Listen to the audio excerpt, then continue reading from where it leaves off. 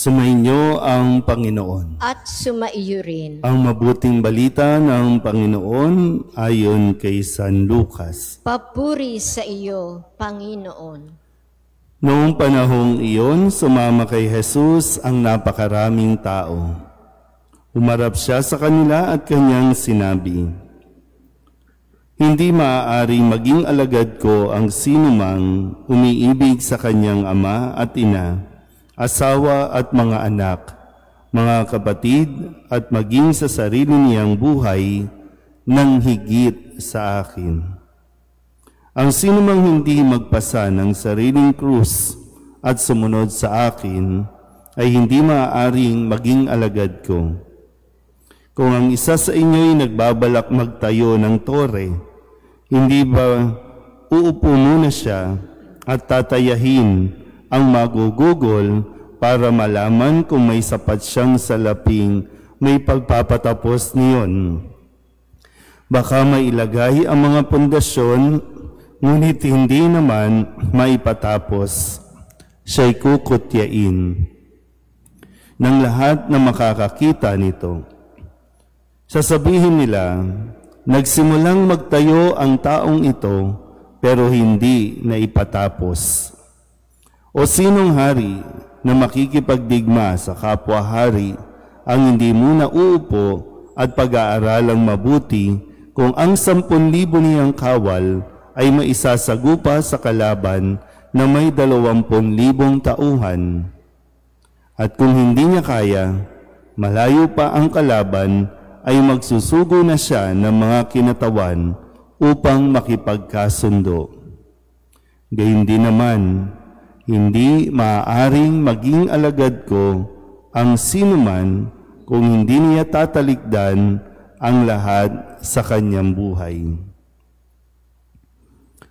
Ang mabuting balita ng Panginoon. Pinupuri ka namin, Panginoong Hesukristo. Muli po, isang magandang umaga sa inyong lahat. Ngayon po ay Miyerkules ng ika-31 linggo sa karaniwang panahon. At hindi po mawaglit sa aking isipan ang mga nangyayari po, no? Lalo na sa Cebu na dinaanan po ng bagyong Tino. No? Talagang lubog. At lahat ng mga ari-arian, no, ay biglang naglaho, no, at nawala ng saysay. Pero pagdasal natin na nawa ang kaligtasan po, no, ng higit na sa mga tao na nakatira roon. At sadyan sana po talagang matuto tayo at matauhan tayo sa ating pong mga ginagawa, no, sa ating lipunan, sa ating kalikasan. Dahil kung hindi tayo, marami na rin namang dumaan, no, katulad ng Yolanda, pero hindi pa rin talaga tayo natitinag. Patuloy pa rin ang pagwawaldas ng pondo, pagsisira ng mga kalikasan, yung mga mining, pagpuputol ng mga puno, kung kaya kapag mga ulan pa lang, ang bilis umapaw ng mga ilog, no, dahil nga wala nang pumipigil sa mga kabundukan. Pero hindi ko alam kung kailangan ba nating maranasan bago tayo matuto at mamulat sa mga nangyayari sa atin. Kaya nga yung panawagan ni Kristo, no, yung may imbitasyon sa atin na maging alagad niya.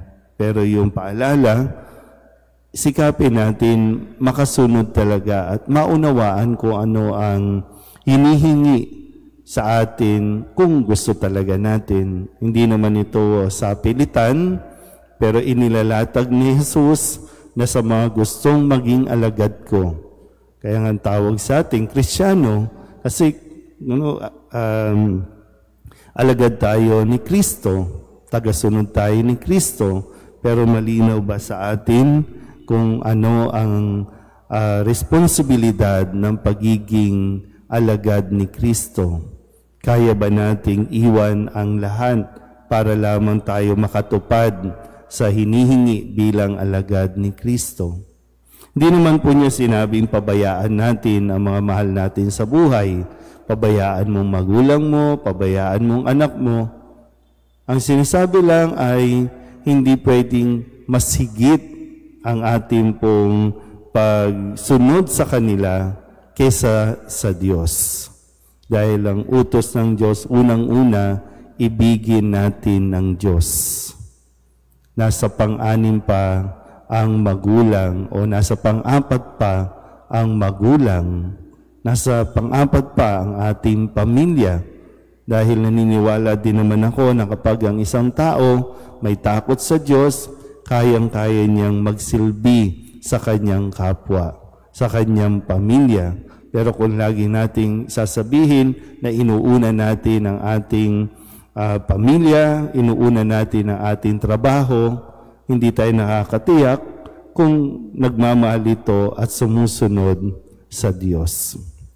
Pero muli, ang paalala ni Jesus, pag-isipan mo muna ng mabuti. Kasi hindi naman pwede ngayon, sasabihin natin, Kristiyano ako. Bukas, hindi. O minsan nga, pagkatapos pa lang ng misa, nakakalimutan na natin ang pagiging Kristiyano. Kaya sabi, pagtatawanan lang tayo, kasi baka nagpapagod lang tayo. O hindi malinaw talaga sa atin kung ano itong ating sinusundan. Lahat naman po, inalalatag na ni Jesus kung ano ang mararanasan o sasapitin ng isang taong gustong sumunod sa Kanya. Hindi lahat saya, hindi lahat ay kaginawahan. Mayroong mararanasan mga pagsubok, kapighatian, kalungkutan.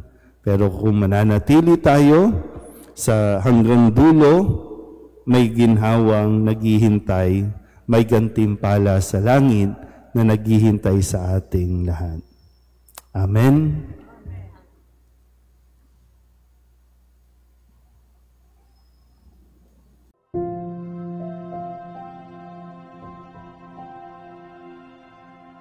Amen.